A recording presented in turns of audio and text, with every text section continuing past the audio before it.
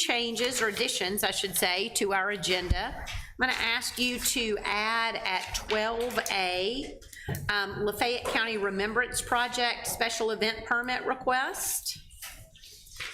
At 12A. I'm going to ask you to add at 20A, consider bids received for the cemetery ditch project. And at 20B, I would ask you to add, consider a request to work nights and Sundays on University Avenue from March 11th through March 20th. And then at number 23, change it from adjourn to recess, because we will recess until our meeting on, our special called meeting on February 24th. Ashley, do you have any other changes? Or? No, ma'am, that was it. All right. Approve the agenda. Second. All in favor? Any opposed? Just a few quick things for our mayor's report. I'm excited that we have started our girl empowerment class again for 5th grade girls. We've had our first couple of classes, and we will be taking that group of girls to Jackson, Mississippi to see our legislators in action on March 3rd. I was in Jackson 4 days last week working with our legislators, trying to get a few bills killed, trying to get a few bills passed. So far, we have been pretty successful. We are also asking for funds, as we do, for a bond bill, and we are paying very close attention to how the American relief funds are going to be spent that are coming into the state. Bart and I will be traveling to DC to talk to all of our federal delegations in a couple of weeks. And again, we're just looking for ways to make our tax dollars go the furthest and get some tax dollars from our state and federal governments. All right, with that said, I will ask you to authorize the approval of the minutes of the regular meeting on February the 1st. I move we approve the minutes. Second. All in favor? Aye. Any opposed? I'll ask you to authorize the approval of accounts for all city departments. So moved. Second. All in favor? Aye. Any opposed? I would ask you to consider the consent agenda. So moved. Second. All in favor? Aye. Any opposed? Next on our agenda is to discuss recent COVID data. I think this will probably be the last time this is on our agenda for a while. We are in a really good place. I'm gonna get Jimmy to come up and give you numbers. I will tell you that the hospital has been giving us updates every day through this surge, and we agreed that once it was below 20 folks in the hospital per day, that they would discontinue their reports, their daily reports, and they've discontinued those reports. So the hospital is in a really good place. I'll let Jimmy give us an update on new cases. Okay, you know, for the past couple of weeks, we've seen the state level cases 3, 4, 5,000 a day. Well, today we dropped down. The state had 1,253 new cases, and locally we only had 13 new cases for yesterday. So we've definitely seen the trend of numbers coming down and everything, and we see the hospital numbers coming down. We still need people to go get vaccinated, though, even though the numbers are coming down. Our vaccine rate, approximately a little over 60% of Lafayette County has had at least one vaccination. Only 54% of Lafayette County has been totally vaccinated. So we still need people to go get vaccinated. And we are still have the free testing drive-through site out at the conference center. Correct. That you can go online and make appointments for, and it is so quick and easy. So I would encourage anyone that does need to be tested to go through that free drive-through to be tested. And right now, even if you don't have an appointment, if you drive up, they'll make you an appointment while you're sitting there. The demand has dropped, so they have that ability now to make an appointment at the site. Good deal. Does anybody have any questions? Like I said, then we will probably discontinue, unless numbers change over the next 2 weeks, we'll discontinue this item on our agenda moving forward until, or if or until we see a need to add it back. But we thank our community for rallying together once again to get us through another spike, and we do encourage people to still get vaccinated or get your booster and get your flu shots. Yep. All right, thank you, Jimmy. All right, Donna, request permission to accept and authorize the mayor to sign the certifications and assurances for FY 2022. Yes, ma'am. Request you to sign, please. So moved. All in favor? Any opposed? Consider a contract with Translock for the out department. So currently, we are using Q-Rod, which is a system that MDOT purchased. There were some was free, parts of it was free to us, parts we had to pay just because we're a little different than any of the other transit in the state. So after 2 years, they still have not got their stuff together, and we still do not have a workable program. So the commission has decided they wanted to go a different avenue, and so they have decided to see if we could get Translope to be our GPS system, if y'all approve for us to do so. Any questions from the board? I mean, I assume we'll see if their prices competitive or they're, We did a procurement already Okay. with MDOT, so yeah, they Okay. were under the 50,000 Okay, great. threshold, so. all right. Do I have a motion? Second. All in favor? Any opposed? Thank you, Donna. Thank you. All right, next we have a first reading of a proposed ordinance amending Chapter 18, Animals and Fowl, Section 10, Animal Resource Officer, Articles 1A and 1B, as they relate to the duties and role of the Animal Control Officer. Got Kelly Briscoe and Chief McCutcheon with us for this. So we looked at Section 18, which is our animal resource section of our code, and under 10, we wanted to follow the same model that we did with parking, which kind of labels out exactly what parking can do. They're sworn in, but they're also limited to just dealing with parking enforcement. So we took that same model and we changed some of the language in Section 18-10. Do you want me to read through what we're adding? I think so. So it says in subsection A, the animal resource officer is the primary animal enforcement officer within the city of Oxford, operating through the Animal Resource Center and the Oxford Police Department, and shall be tasked with enforcing the ordinance established within Chapter 18 of the Code of Ordinance of the City of Oxford, and as required to protect the safety and well-being of animals. That very next paragraph, we just added also language, the Animal Resource Officer.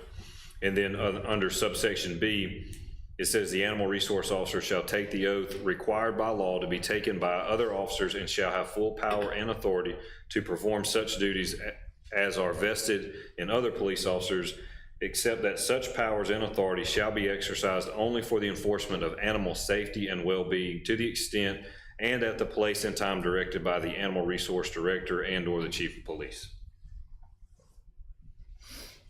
Good deal. All right, so that is, is that all of the? I believe that is all the amendments that we made to that. All of the amendments, so that is a first reading, so we will have a second reading and a public hearing at our next meeting. Does anybody have any questions for Chief or for Kelly? All right, thank you both. We appreciate your work on this.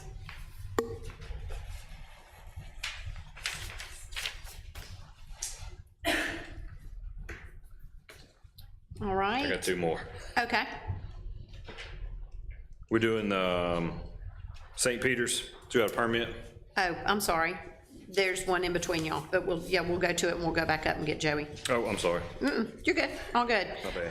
It's a police fire thing. Go ahead, we'll do parade permit for St. Peter's Episcopal Church for Mardi Gras Parade on March 1st at 5:30. It's an annual event. It's an annual event going around the square. Got it. All in favor? Any opposed? And then we had the addition of the Lafayette County Remembrance Project special event permit. So this, I think, is probably the third date that we've talked about this. This will be April the 2nd. From 10 a.m. is the setup. The event is from 2 p.m. to 5 p.m. And it will encompass the parking here right in front of City Hall to Square Books Jr. And then we'll ask to cordon that off. And then I think there's some events that will happen on the county property as well. And this is an event that you all have approved, and then because of COVID, it's been rescheduled multiple times. Second. All in favor? Aye. Any opposed? Thank you, Chief Gardner. We'll go back to 11, have the presentation of the Oxford Fire Department Annual Report. He just had to be first. Just a quick rundown of our report for the year. In 2021, we had 2,624 total calls. That's an increase over last year of 863. The main increase was in medical calls. We had 1,022 medical calls this year, to where in 2020 we had 606. So that was the main difference there. Then the next page is just, you know, the busiest time of days of the week and the months. Seems like always our busiest time of the day is from 12 p.m. to 4 p.m., which is kind of shocking to me, but that's what it is. Busiest day of the week is Thursday, and our busiest month of the year is in October, in which I would have never dreamed after all the calls we had in February with the ice last year, we'd have been busier in October. And then we did a total of 1,728 building inspections this year. It's back to about normal for us after COVID being over with.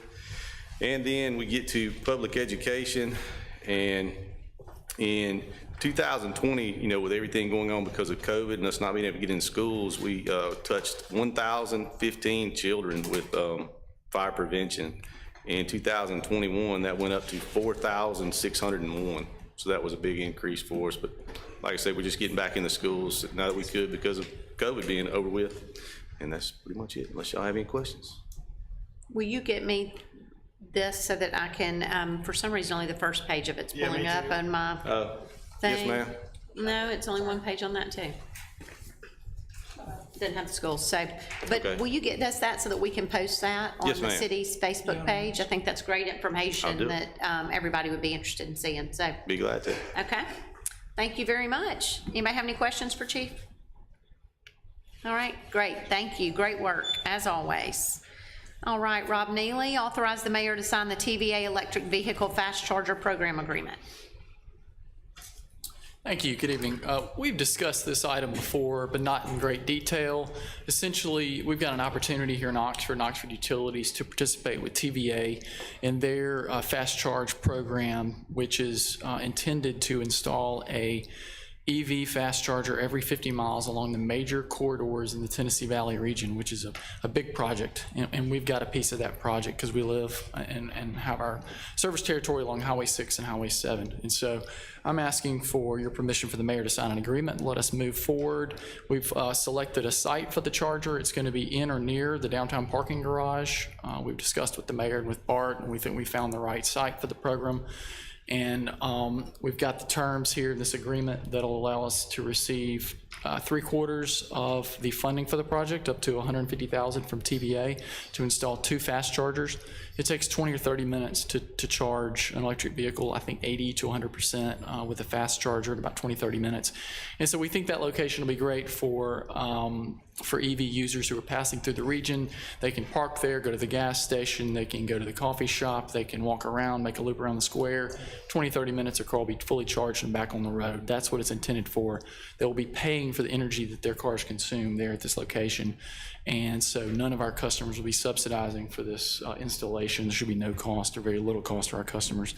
In fact, all the proceeds that we generate in this, this fast charger will be reinvested into the station or future stations. So I think it's a no-brainer. TVA and is ready to partner with us and move forward with this project. And I just need your blessing and the mayor's signature to move forward.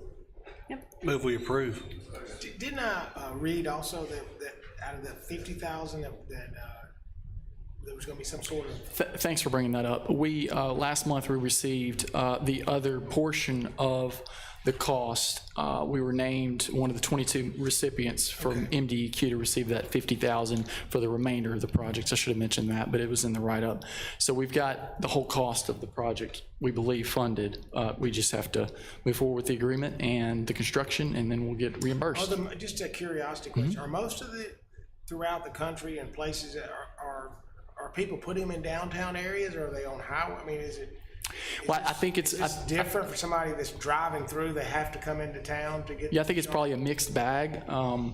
We obviously, City of Oxford Utilities have limited places we can put it. They wanted us to try to locate them within 1 mile of the corridor, which we've done downtown. They wanted it to be in a well-lit, secure place with bathrooms available. That's why I think the parking garage is a great option. If we had a 1/4 acre on the highway that was well-lit, that was just sitting there, that we could install this, but it still wouldn't have bathrooms and it wouldn't have a convenience store aspect. So I think we've got a pretty good site. We're not limiting gas stations from adding a EV fast charger at their station. We've actually developed a rate, and y'all approved that last year, to allow anyone who wants to sell energy along the highway to do that in our service territory. We can just give them that rate and meter it separately. But what we're doing is we're taking the step while there's funding available to put in a fast charger for And I people wasn't who visit. questioning where we put it. I sure. really was questioning where other people are putting it. Is this common is what I was asking. I don't know. I know if you, like a cooperative, say, out in the county that maybe doesn't have a city, but has a lot of land along the highway or service territory on the highway, they may have some property that they would do that in. But I think what this hits is many of the boxes they were trying to check off for our service territory. 1 mile from 7, 1 mile from 6, restrooms well lit, secure, and it's got something for people to do for 20 or 30 minutes. This is not quite as fast as filling up your car with gas yet. Right. But hopefully it'll get there one day. These are fast chargers, and the demand on these is going to be pretty high with energy. Sorry about that, Mayor. I just wanted to ask. No, thanks for asking. Good questions. All right, so I need a motion. I think you got a Did we motion get in a one? second. We got a motion yes. in a second, we just didn't vote. Okay, all in favor? Any opposed? Thank you. Request permission to advertise for proposals for a solar array. Thank you, Mayor. As you can see from these two items, the city, our community, and the utility are moving forward. We've got great things going on, and this solar array is a big piece of that. If you remember, in the TVA long-term partnership agreement that we signed 3 years ago, I believe, time flies, but we were given 5% flexibility on our wholesale power source from TVA, and most everyone is using that for solar. It just fits perfectly into the mix, and so we've got an RFP that you guys approved us to go out and put together a few weeks ago. We've put that together with the help of our consultant. We reviewed it, we've sent it to TVA for their blessing. They've approved just the way it looks and what it says. And now we're ready to, I think, go out to solar developers and ask them to put together a response, like with their qualifications, what they've done in the Tennessee Valley region, and what they would sell us energy for if they can find a location to put this 3.335 megawatt solar array in our service territory. And so we don't have a site, but we've been told by developers that there are sites available. And so we're going to put it on them to go find us a site and make a proposal, and then I'll bring that back to you once we have evaluated and advertised and gone through that process. That's awesome. So do we have a motion to grant permission? All in favor? Any opposed? Thank you, Rob. Thank you. Okay, Ben, consider a modification to the timeline for the mural that was approved in December. Thank you. If you recall, in December, there was an approval by this board to grant Earl Dismick the ability to use city property for the painting of a mural on the backside of Oxford Square North. He contacted me on Friday, had some conflicts with scheduling for the prep work, and was hopeful that the board would grant them the ability to utilize 2 extra weeks, beginning really tomorrow, to prep the wall, pressure washing and priming the wall for paint. So. Second. Thank you. All in favor? Any opposed? Thank you, Ben. Robert, request approval of a preliminary and final plat for Petty Harden, case 2821, Goshen Express Car Wash subdivision for property located at Highway 6 East near County Road 305, being further identified as PPIN 7686. Okay, so this is about 1.77 acre parcel in between Waller Funeral Home and Center Point Energy out on Highway 6, and it's going to be proposed as a car wash there, and that site plan is currently under review. Engineering has noted need for clarification on the plat for cross access, and that clarification, I believe, has been given by the engineering team. At the January 10th Planning Commission meeting, the commission unanimously recommended approval of the request for preliminary and final plat for Goshen Express Car Wash subdivision with the staff conditions there. Staff recommends approval with the 4 conditions that are listed in the memo. We approve. With the conditions listed? Yes. All right, a motion and a second. All in favor? Any opposed? Thank you, Robert. Mark Levy, request permission to advertise for proposals for transit management services for Oxford University Management. So a little background on this RFP. In 2017, the city advertised this same RFP for transit management services, but the contract lasted 3 years plus additional 2 one-year options. So the city went through this rating process at that time in 2017 and selected McDonald Transit to manage the OUT system. McDonald Transit later became RATP Dev, which is the current management company, and that contract with RATP Dev will expire this August. So we're requesting permission to seek requests for proposals using the exact same language in the RFP in 2017. I wanted to point out that we feel like the RFP is a good practice to ensure the city gets the best possible services, even though our current management system and staff is doing a great job managing the system. If approved tonight, we will advertise over the next 2 weeks, receive proposals in early March. Once we receive the proposals, they will be reviewed and ranked based on the criteria in the RFP. We will bring that to the Transit Commission, which will then have a recommendation for this board. Ultimately, this board will make the final selection of the services. And we have approval from MDOT as well. All right, so we need permission from this board to advertise for proposals. Do I have a motion? Second. All in favor?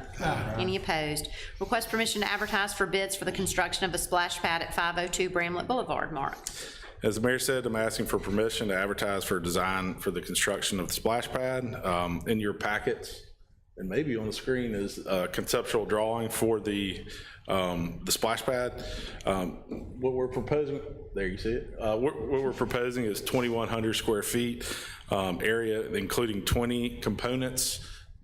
They're from the small little bubblers to some overhead things that pour water on your head. The pad will be located between the bathrooms, they're existing, and the Skipwith cottage. There will be a sidewalk that connects the parking lot, which you can see on the drawing, to the splash pad, and the water for the splash pad will not require pumps, so it'll just use the existing water pressure from our hydraulic system. We plan on tying into a 16-inch water line. We have good access to water because of the plant there. 16-inch water line with a 4-inch water line, and take that 4-inch down to 21-inch water line through a manifold. And the spent water will be, the plan is to pipe it in the storm drain system. In addition to the pad, 2 shade structures, which may be on the next drawing. No, they're there. Are proposed, and sidewalks and landscaping, and OPC has budgeted the money in the 2022 budget. The schedule is also in your packet, and I plan on being back, if approved today, I'll be back with a bid tap, and Mike is here. If you got, I don't want to put you on the spot, if you got anything to add or answer any questions from OPC. How much parking are we gonna lose on this? We won't lose any parking spaces. There's 11 spaces, right, angled spaces right there. So You it's see this behind that's at the bottom, John, is the Okay. little yellow house. Do you have the? You said, you know what I'm talking about? So Yeah. it's just that green space right there that's being utilized. So although we don't lose parking spaces, we add certainly something that will draw a lot more folks to the same parking that's already being utilized for skate park and And it's got restrooms, forgot to mention that. They water can park source. across the street over there. And, stop.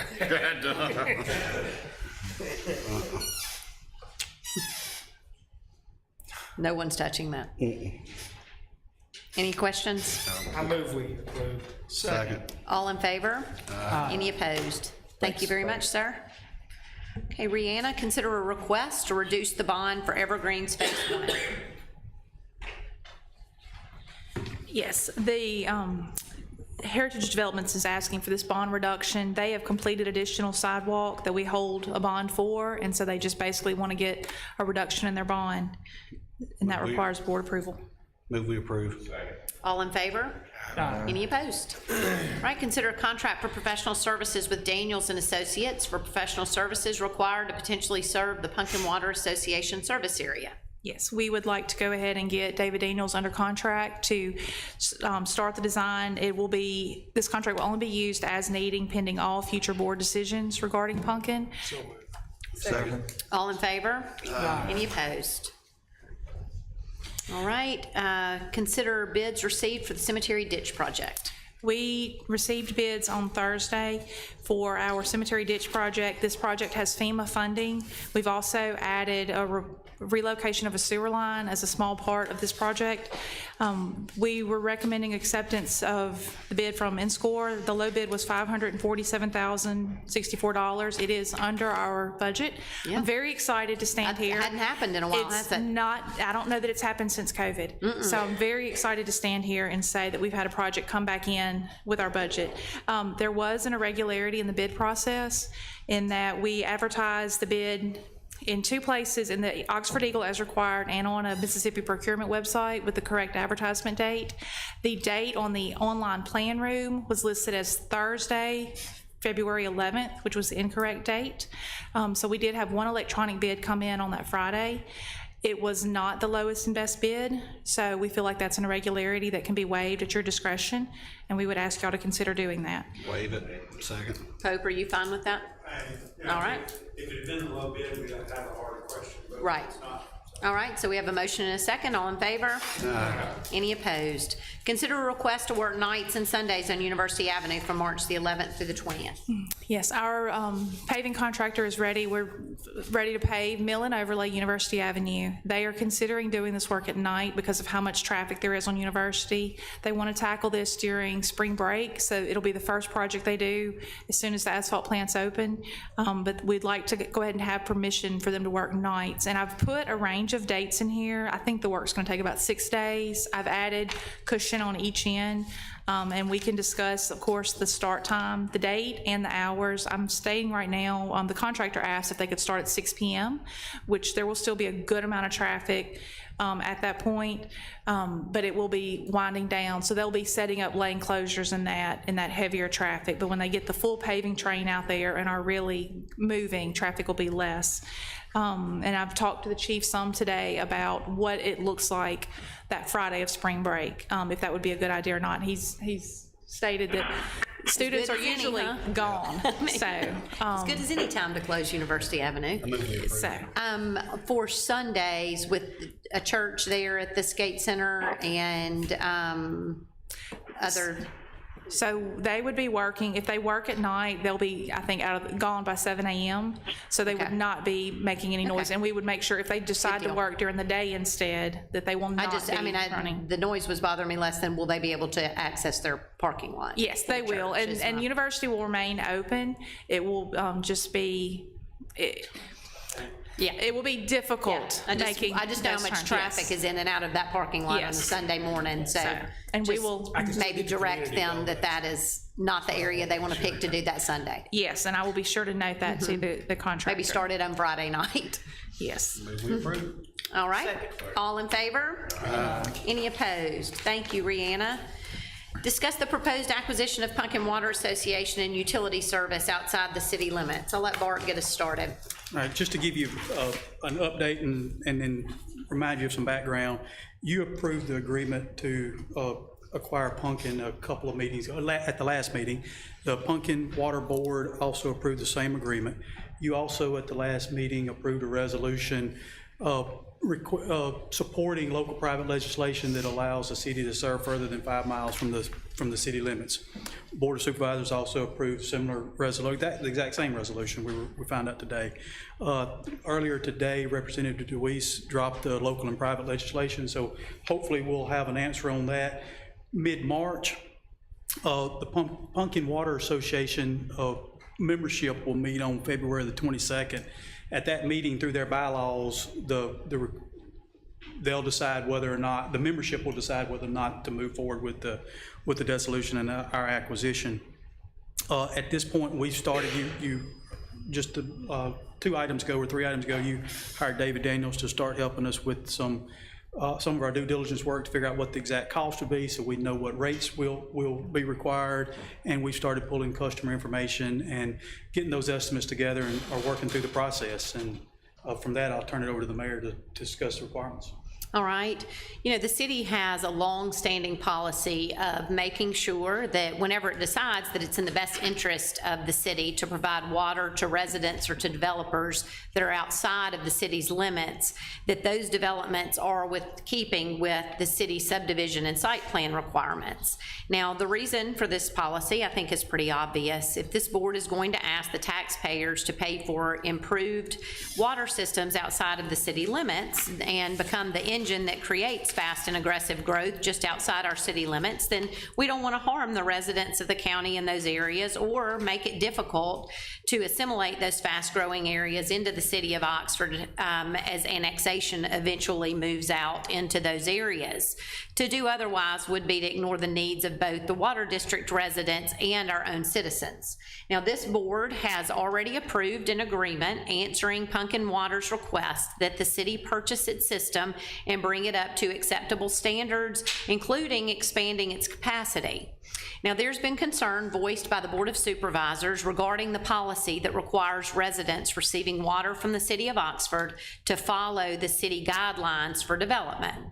Now, I believe that if the supervisors reviewed what differences there are between the county's requirements and those of the city, I believe they would have very little concern. I was able to have that conversation today with President of the Board of Supervisors, Mike Roberts.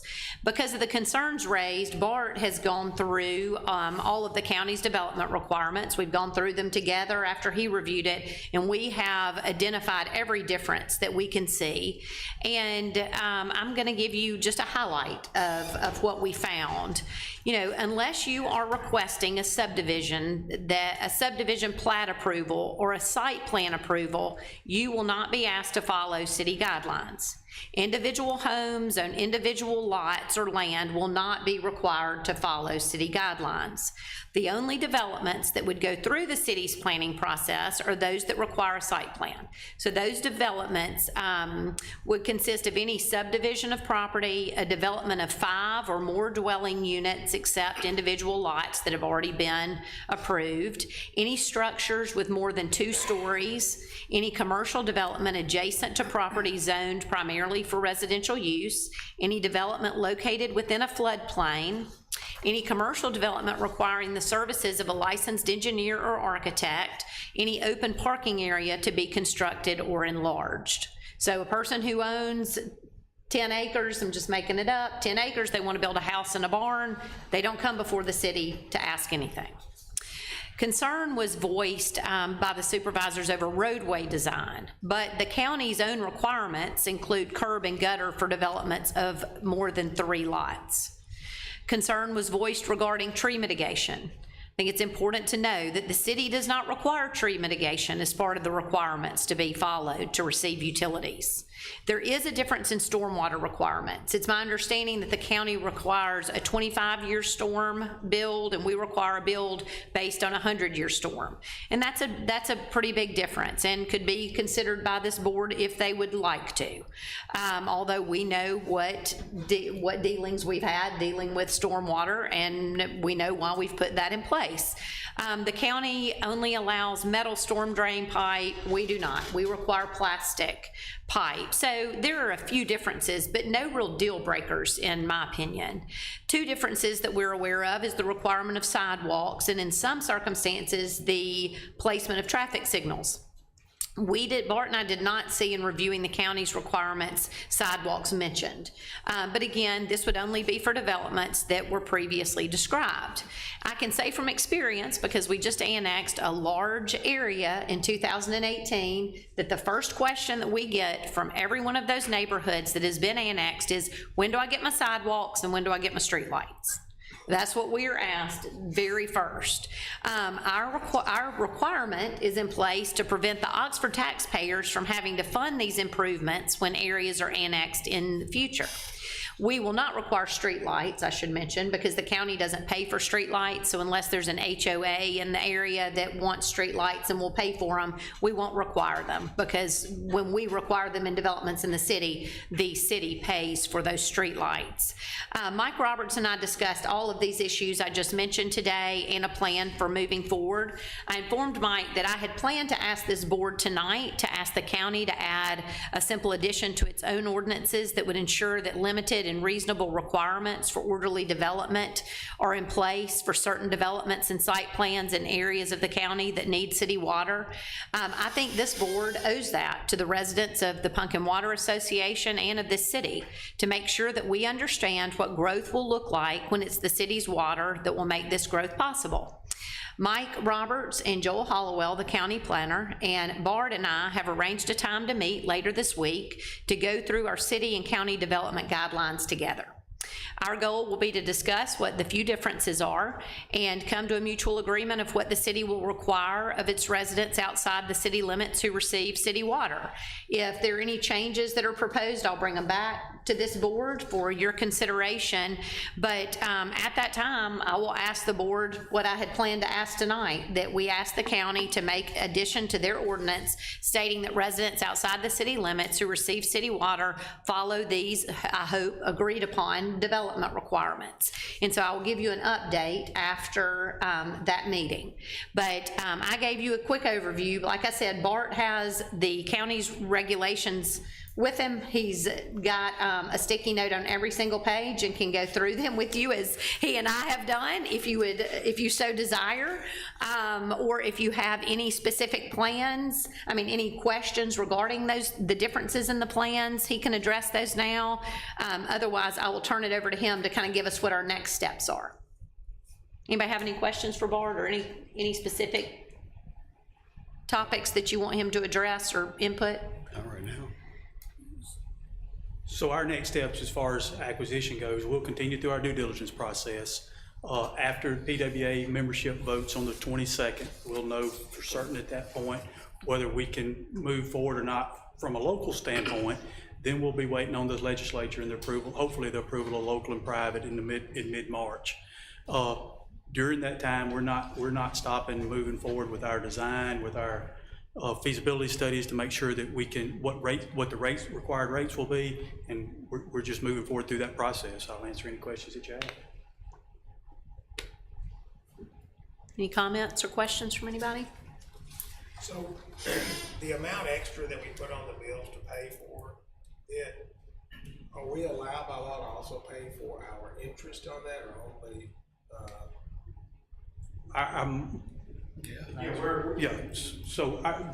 We're allowed to pay to charge up to double our rate. So that can be double our base rate plus double our actual water usage rate. Based on, and just give you, we're assuming. So will we be, I'm sorry to interrupt, but will we be charging not only what we're buying it for, but also for the improvements? Yes. And including the interest. So what I was saying, whatever the cost to amortize that debt, if we do it by debt, will be, is what we're gonna be looking to put on those bills. And that's what we're about to have Daniel's engineering get started on, figuring out what are the necessary improvements for us to serve Pumpkin Water's current customers and expand their capacity. And then, right now, we don't know what their bill and it's primarily, would be until we get those numbers. It's the cost of the extension of the line to connect Pumpkin to the city of Oxford. It's the cost of installation of water meters, and it's the cost it's the difference in the cash they have and the debt they have on the books to pay off their debt, so the system's free and clear. So when we're looking at those three primary sources of cost. Bart, the money, the purchasing money, if we bond it, it'll come from the water and sewer. Yeah, it will be a fund, revenue so bond. it doesn't go against our bonding capacity. Correct. It'll be a revenue bond. Yeah. Any other questions? All right, then Bart and Mike Roberts and Joel Hollowell and I will meet, and I will get back to this board based on our conversation. Okay. Thank you. All right, I would now ask the board to consider an executive session. Move and consider executive session. Second. All in favor? Oh. The requirement, we're going to talk about. Oh, I'm sorry. Okay, we hadn't voted yet. Only halfway, I didn't hear it good. So I've provided you with a, the Sorry, resolution Ben. that we I have have it written for- in my notes, and I just spaced. So we have the resolution that the cities, that we've had in place for, I don't know, 15, 20 years now, that we've used to be able to extend utilities into the county or outside the city limits. And I think late this past fall, there was some discussion about the industrial park and relaxing some of those requirements that we have for the industrial. This is the city-county industrial park. And it seemed agreeable that we do have some flexibility for businesses and attracting development into that industrial park. And then, as the mayor mentioned, there may be instances outside of our 1 mile where the city provides utilities that all of those requirements inside of our land development code, for example, sidewalk, as the mayor just mentioned, may not be necessary. So we've worked in a slight modification to this resolution that would provide flexibility to the city to not require all of its land development code requirements should that be necessary. So ultimately, that would be your determination. And the changes are in red. They are. On the document on your board pack.